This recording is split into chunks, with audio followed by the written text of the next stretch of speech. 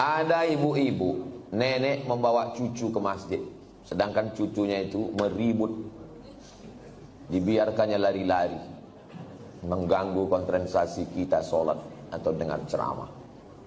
Saya balik ke Pekanbaru ini 2008, sekarang sudah 2025, belum pernah sekalipun marah karena anak menjerit lari-lari, belum pernah sekali. Kenapa Ustaz tak pernah marah? Karena budak itulah nanti yang akan meramaikan masjid. Kalau kita marah ke budak-budak kecil, siapa yang akan sembahyang ke anak jahil nanti? Ada masjid itu kadang tak ada suara anak-anak, sepi, atuk-atuk semua. Patutlah tak ada ribut, batuk aja isinya. Cuman kadang kan tak semua emosinya bisa stabil macam Ustaz Somad. Makanya win-win solution, jalan tengah, macam yang dibuat di Masjid Agung An-Nur. Dulu Masjid Agung namanya, sekarang berubah Masjid Raya.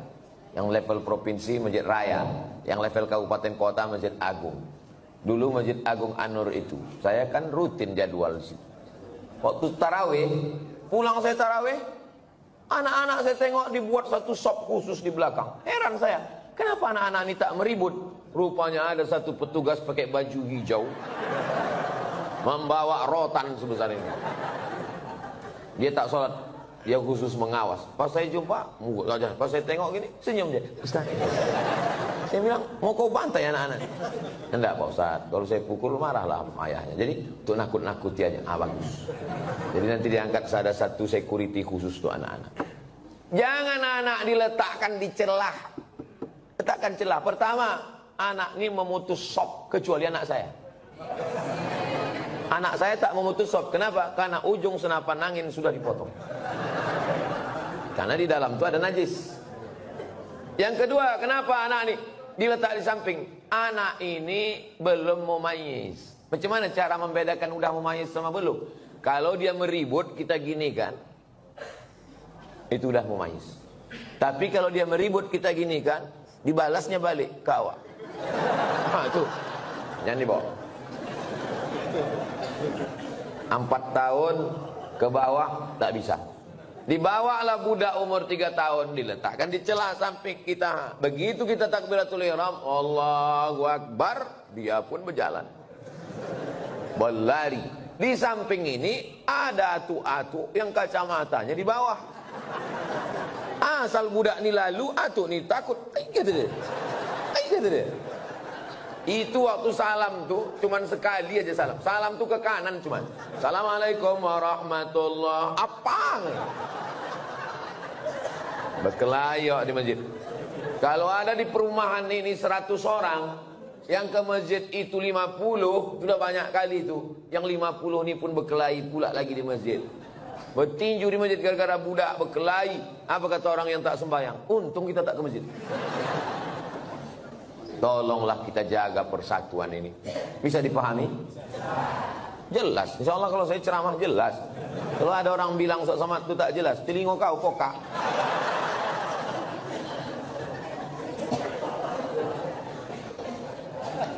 Bolehkah membaca Yasin di pemakaman Pak Ustaz?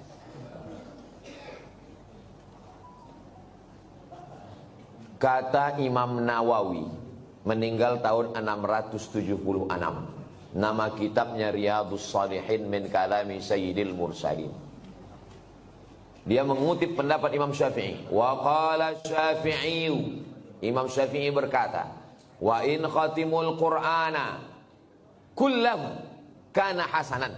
Seelok-eloknya, sarancak-rancaknya dikhatamkan sakhatam Quran.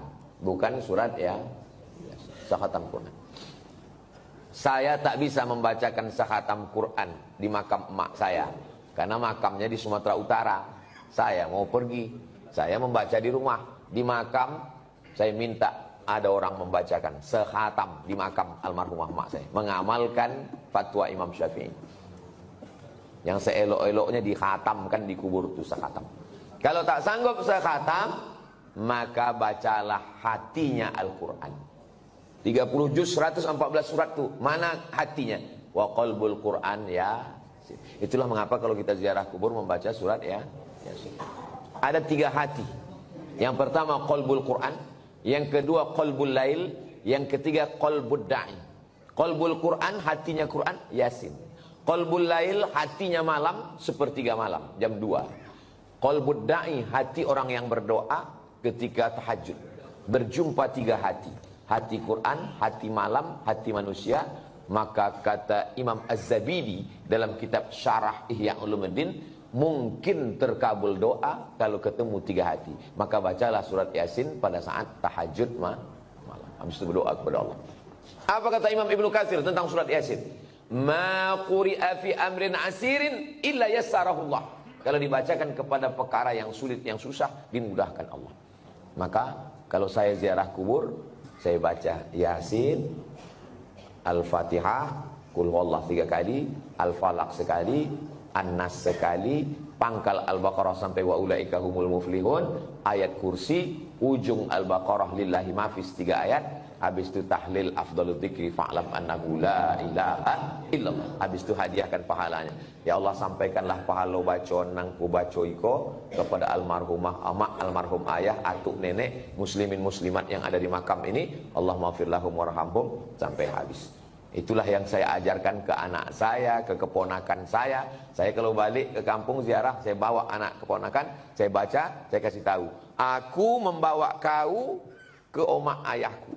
Nanti kalau aku mati, buat pula macam yang ku buat ini. Bawa anak bini kau ke kubur aku. Paham? Yo, kata dia. Begitulah yang kita baca dalam ulama-ulama Imam Nawawi. Kalau ada orang di Pekanbaru ini yang tak percaya bahwa bacaan itu sampai pada orang mati, saya tak bisa membuktikan. Karena ini perkara ghaibiat. Saya hanya bisa menyampaikan dalil-dalilnya. Saya tak percaya, kata dia. Ya macam mana membuktikannya? Maka kalau ada orang yang menantang saya, belum ada lagi. Saya tak percaya. Tolong nama kau lengkap sama nama ayah kau. Nanti kalau kau mati, ku kirim. Kalau tak sampai, cepat kasih kabar. Ini kan masalah gaib. Kalau masalah gaib ini yang ditengok adalah dalil. Ana Rizki, khirijin min Ma'had Nuril Hidayah Bengkalis. Sa'usallimukum ya Ustaz. Kaifa ra'yukum law nastamir ad-dirasah al-aliyah lakim lan najid ridha min walidina. Nama saya Rizki. Khirijin jamak, mufrad khirijun.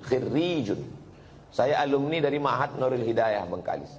Sa'as'alukum, saya mau bertanya ke Ustaz. Kaifa ra'yukum law nastamir dirasa? Nuwasil ad-dirasa. Laisa nastamir, nuwasil ad-dirasa. Bagaimana pendapat Ustaz kalau kita mau melanjutkan ke perguruan tinggi, tapi orang tua tak setuju? Mau melanjutkan perguruan tinggi fil kharijid daulah, mau keluar negeri, tapi mak dia tak setuju. Saya ini adik-beradik 2. Saya anak pertama, adik saya berdua cuman. Laki-laki dua-duanya. Tak banyak anak mak saya.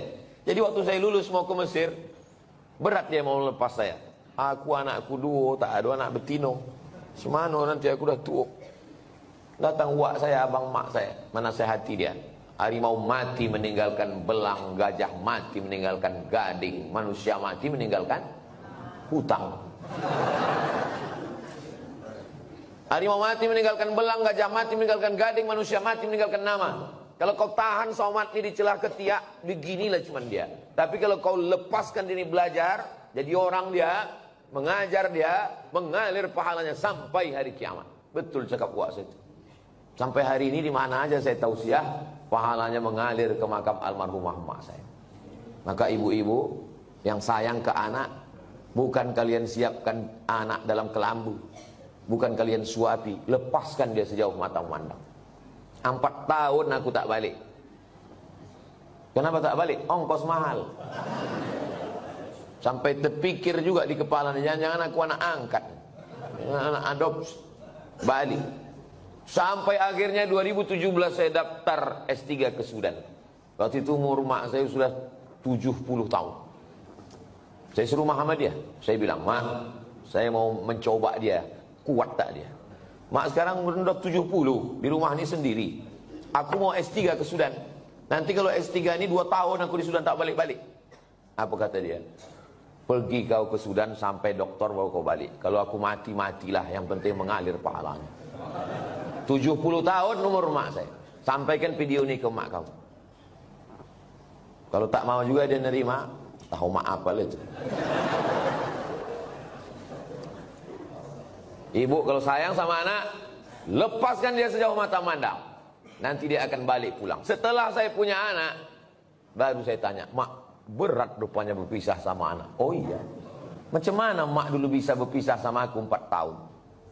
Asal udah dekat bulan puasa, air raya, ku carilah budak-budak yang hitam macam kau.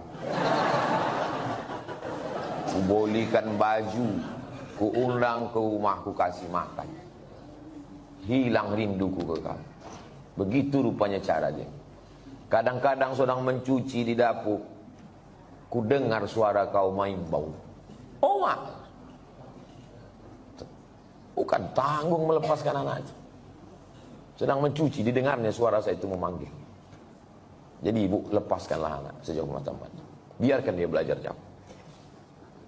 Nanti dia akan balik berbakti kepada ibu, insya Allah. Disenangkannya hati ibu. Dan kalian yang kuliah juga cita-cita tak usah banyak-banyak. Cita-cita satu aja, untuk menyenangkan orang tua. Saya dulu tak tahu mau jadi apa. Tak terpikir saya akan tabligh akbar, tak ada. Yang saya fokus adalah aku mesti kuliah S1, S2, S3. Nanti kalau sudah dapat ku ijazah 3, ku bawa ijazah ini ke Malaysia. Aku mau jadi dosen.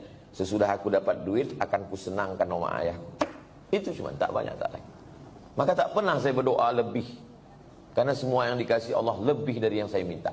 Saya minta cuma S1, S2, S3. Dikasihnya saya profesor. Saya cuma mau minta jadi dosen di Malaysia. Sekarang di mana aja saya bisa mengajar. Diminta di Universitas Sabah, diminta di Universitas Malaysia. Saya bilang, rektor, saya tak sanggup untuk mengajar per semester, saya mesti keliling. Saya datang 6 bulan sekali ya, 6 bulan sekali pun jadilah Pak Ustaz. Jadi setiap 6 bulan sekali saya datang kuliah. Bahagiakan orang tuamu. Lepaskan anakmu, wahai bapak ibu. Sejauh mata memandang di hari petang dia akan pulang. Dia tahu di mana letak sanang. Mati kalian, mengalir amal jariahnya insya Allah. Walaupun nampaknya jawabannya untuk mak ayah dia, tapi video ini ditonton oleh ayah-ayah, mak-mak yang akan melepas anak. Karena pulang kami dari sini nanti, kami akan melepas 50 anak Riau yang akan berangkat ke Al-Azhar Kairo, Mesir. Seminggu yang lalu saya di Makassar, melepas 50 anak Makassar yang akan berangkat ke Mesir. Orang tuanya saya nasihati, anak-anaknya juga saya nasihati, supaya orang tua melepas anak. Karena kalau kita tahan anak kita ini, siapa yang akan melanjutkan dakwah ini? Saya tak mau anak saya sekolah agama, nanti kurus macam Ustaz Somad. Saya ini kurus bukan tak makan. Kalau ada pejabat-pejabat itu dapat ikan yang paling mahal, namanya ikan Napoleon, 1 juta harga ikan. Ada bupati, ada kapolres, ada dandim, ada kepala dinas.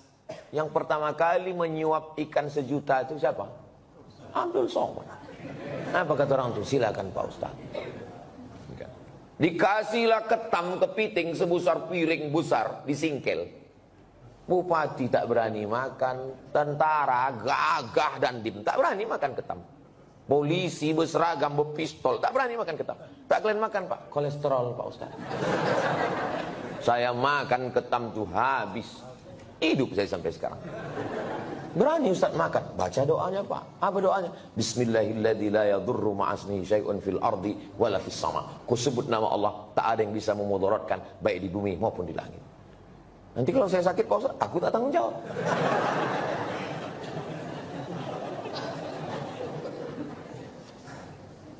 Definisi mengganggu tetangga itu bagaimana Pak Ustaz? Apalagi kita di komplek perumahan.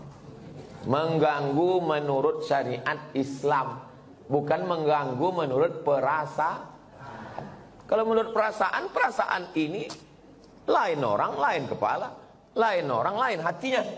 Saya terganggu betul dengan tetangga saya ini Pak Ustaz. Kenapa kau terganggu? Bininya cantik kali.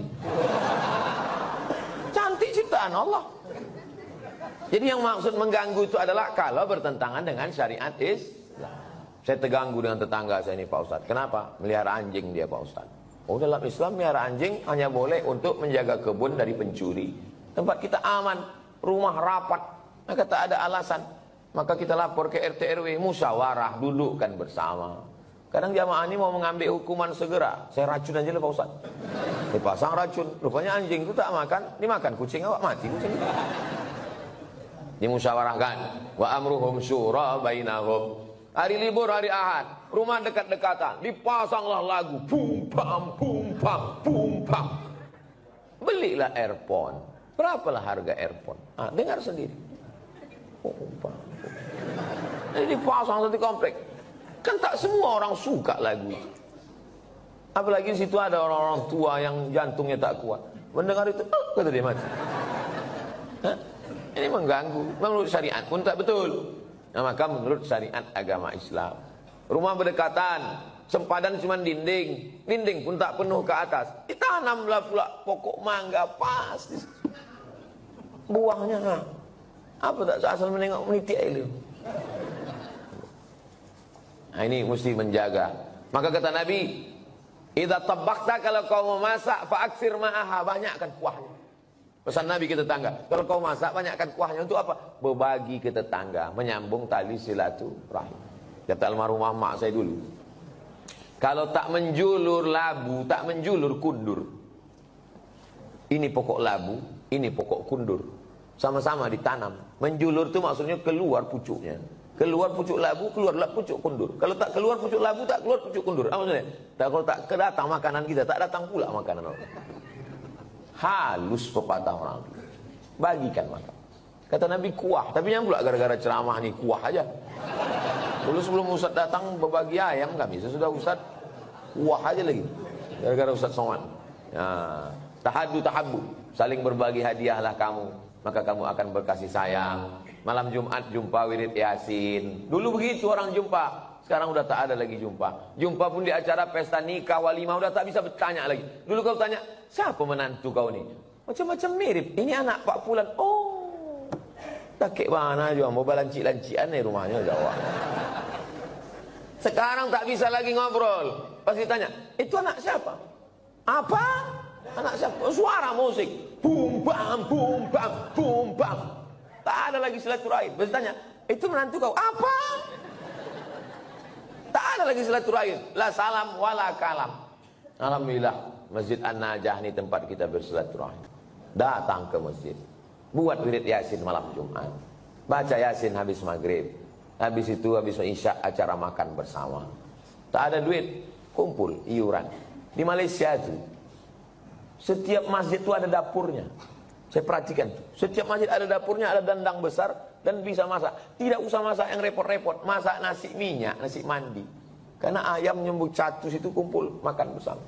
Di Malaysia itu ceramahnya tak terlalu banyak.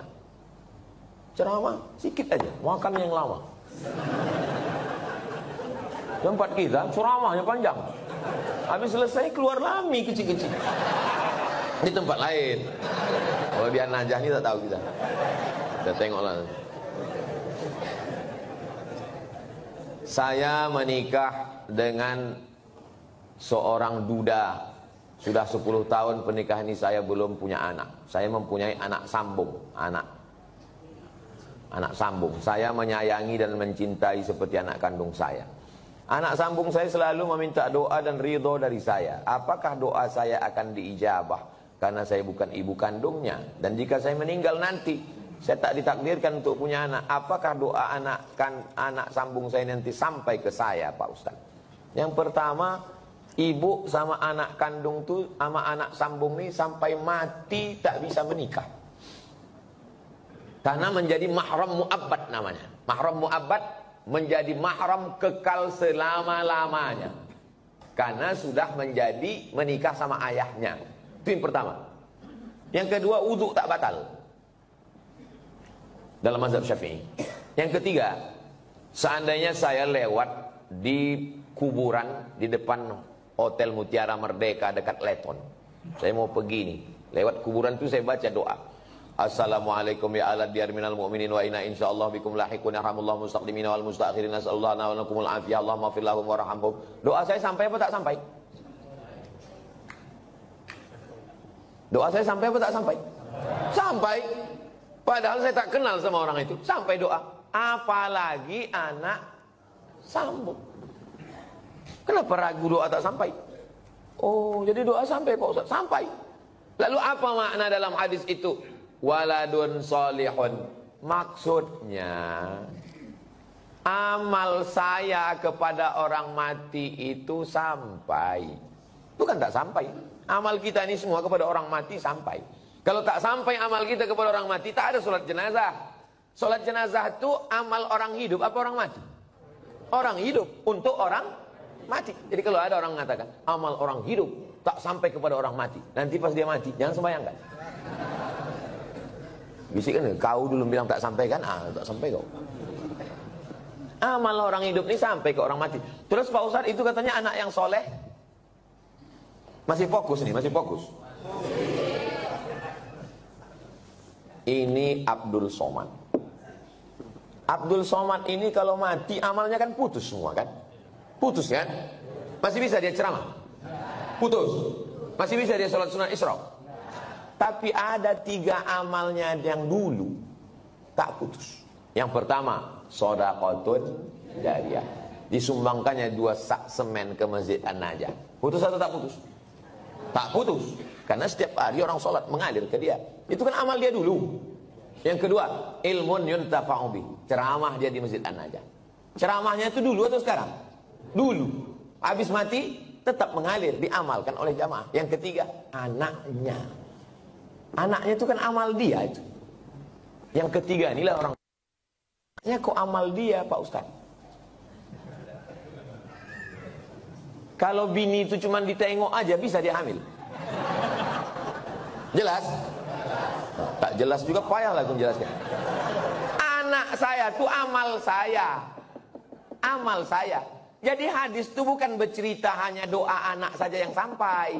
Hadis itu mau menceritakan amal-amal dulu tetap mengalir sesudah salah satunya anak. Jadi yang tak punya anak atau meninggal jomblo, tak usah takut, kami mendoakan. Ini Ustaz ini emosi, tidak emosi. Memang begitu dia kalau menjelang sarapan itu memang begitu. Seumur-umur saya membaca pertanyaan, inilah tulisan yang paling cantik. Cantik kan? Cantik kan? Bisa pula rapi menulis. Saya bolak-baliklah menulis rapi, tak bisa-bisa. Memang irilah saya menengok tulisan. Mudah-mudahan anak saya bisa cantik tulisannya begini. Assalamualaikum, berapa kali dah dia mencobanya ini. Assalamualaikum warahmatullahi wabarakatuh. Waalaikumsalam. Alhamdulillah wa syukurillah. Alhamdulillah wa syukru lillah. Saya kurang. Alhamdulillah wa syukru lillah. Alhamdulillah wa syukru lillah. Jadi jangan syukurilah. Bukan syukurilah. Syukurilah itu bahasa Indonesia. Syukurilah ya. Kalau bahasa Arabnya alhamdulillah wa syukru lillah. Semoga Ustaz Somad dalam keadaan sehat dan selalu dalam lindungan Allah. Amin. Sekarang tak boleh lagi doa menyebut amin. Dilarang oleh Bawaslu. Karena udah musim-musim kampanye. Saya ini menyampaikan menuju pemilu damai. Ini penting bagi Bapak Babinsa dan Babin Kamtipmas untuk menjaga ketertiban. Jadi nanti jangan heran kalau udah 100 hari menjelang pemilu, ghairil maghdubi alaihim waladdallin. Tak boleh, itu keberpihakan. Sunyi nanti masjid diam.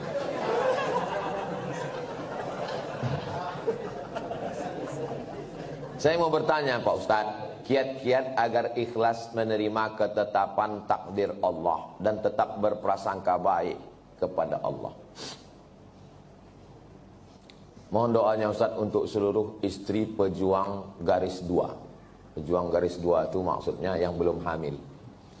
Kalau udah dipakainya tes spek itu kan 2. Ini penjelasan bagi yang belum berbini.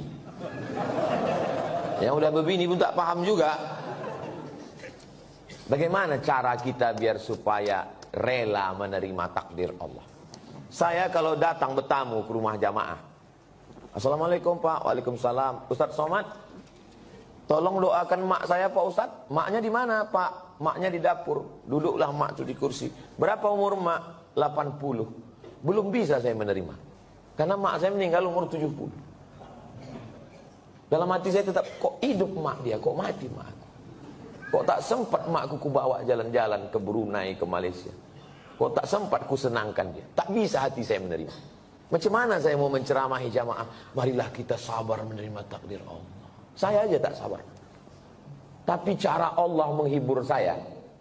Habis saya tausiah, datang ibu-ibu. Ustadz, tolong doakan keponakan saya.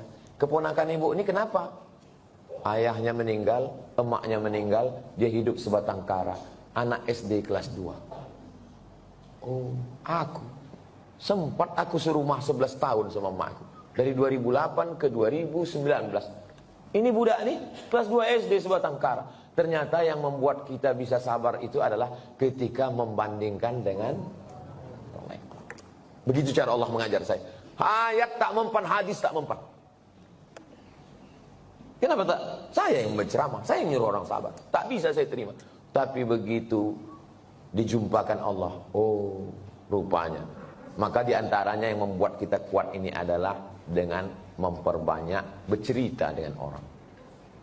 Kita ini kalau banyak bercerita ngobrol dengan orang, itu menyadari betapa besarnya nikmat Allah kepada kita. Aku pula bisa begini-begini. Kawan ini tak sempat berbakti, jumpa pun tak sempat.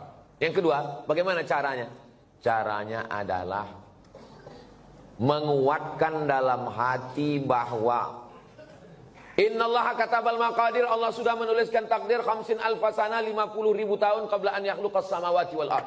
Sebelum Allah menciptakan langit dan bumi, Allah sudah menuliskan takdirku 50.000 tahun sebelum Allah menciptakan langit dan sengaja dihunjamkan terus ke kepala. Abdul Somad, Allah sudah menuliskan 50.000 tahun sebelum menciptakan langit dan bumi bahwa kau sama emak kau itu cuma sampai 2019. Lebih dari itu bukan kuasa kau. Asal terlintas itu terus. Otak itu dihunjamkan dengan hadis itu. Yang ketiga, membuat sesuatu yang terus mengalir. Sedekah untuk santri, untuk Palestina. Asal teringat, baca Al-Fatihah. Teringat macam-macam, baca Al-Fatihah. Malam Jumat, baca Al-Kahfi, baca Yasin. Hadiahkan pahalanya. Undang anak yatim, fakir, miskin. 3 itulah cara untuk mengurangi beban hati kita. Allah berjanji kalau kita beribadah, falya'budu rabb hadzal bait, banyak-banyak beribadah. Allah cuma minta kita satu ibadah. Balasannya Allah kasih 2. At'amahum min ju' wa amanahum min khawf. Kalau kau lapar, Allah kasih kau makan. Kalau kau risau, amanahum, Allah beri kau aman, tenang. Syaratnya banyak ibadah, perbanyak ibadah. Pagi sholat isyraq, sholat duha, malam bangun mandi, sholat sunat wudu, sholat sunat taubat, sholat sunat tahajud, sholat sunat hajat, zikir, banyak bertasbih. Zikir 3 pilihan, zikir banyak, zikir pilihan 3. Pertama istighfar, yang kedua sholawat, yang ketiga afdalul dzikri fa'lam annahu la ilaha illallah. Astaghfirullahaladzim, astaghfirullahaladzim, astaghfirullahaladzim. Kalau tuan membeli peniti, jangan ditusukkan ke sayur kubis. Kalau mik sudah mati, tandanya waktu sudah habis.